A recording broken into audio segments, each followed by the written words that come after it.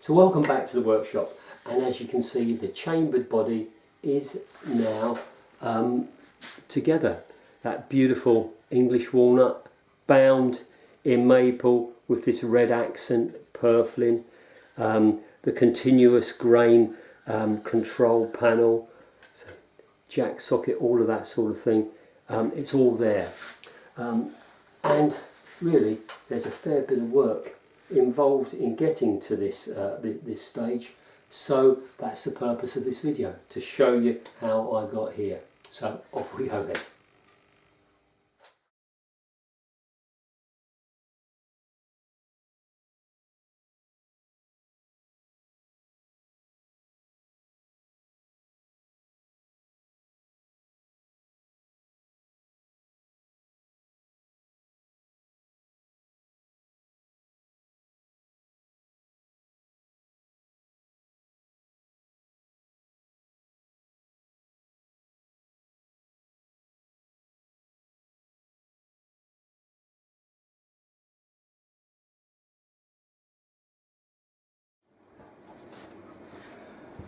So I'm just about to glue the top onto the rest of the body, but before I do that I just wanted to show you what's going on inside, because we will never see this again. So the whole thing has been painted with a conductive paint, and the area where the controls are going to go, to be sort of doubly sure, I've lined that with some copper foil, and we've got a similar thing on this side. Say the conductive paint plus foil. So when that goes together, all of the wiring inside will be shielded, and that's known as a Faraday cage. It's the equivalent of putting all your electronic parts into a metal box to protect it from mains hum. So yeah, I'm going to glue that in a second. I don't know if you can see, these tiny little wooden pegs will go into those two holes there to align the top of the body, and also I'll put another couple of wooden pegs into these two holes here. Up until now I've been using steel pegs, but of course these will be glued in and they will then stay there forever. So yeah, let's glue that together.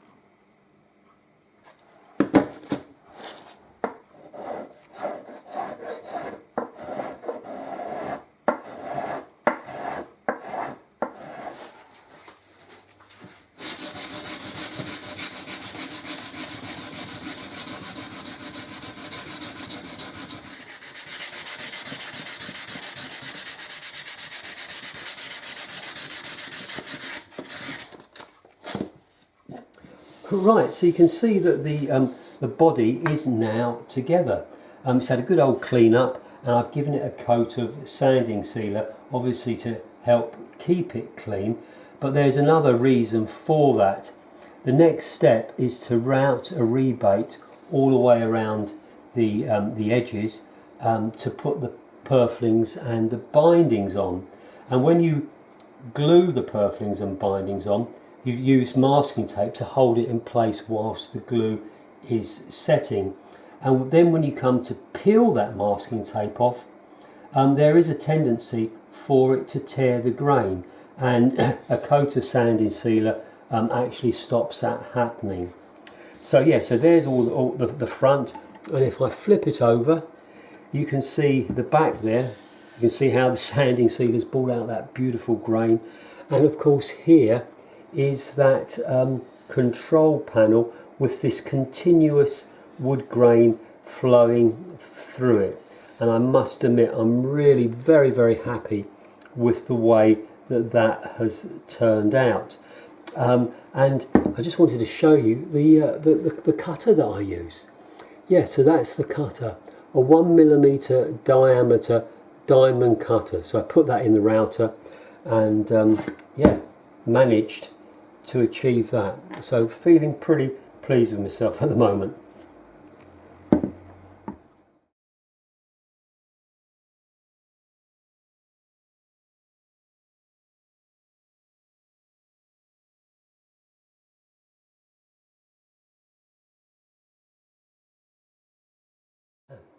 So I'm just about to unravel this cloth tape, which should reveal the last piece of binding that I've glued on there. There are 16 individual pieces of binding and purfling to go on. Each one's fitted individually, glued on individually, left overnight, so you can see that it takes a long time to get this particular stage complete. But yeah, let's take this tape off and see what we shall see.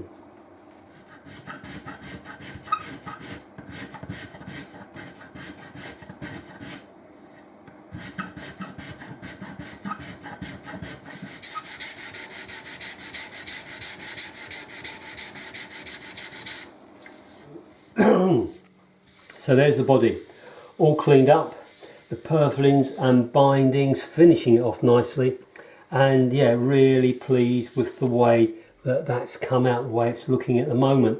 So the last job I need to do on the body is drill a hole for this end pin jack socket. It's a stereo jack socket, so it'll have one output for the piezo, one output for the magnetic pickups. So you have to drill a hole in here and then tap that hole to take this thread. So yeah, so that's my next step.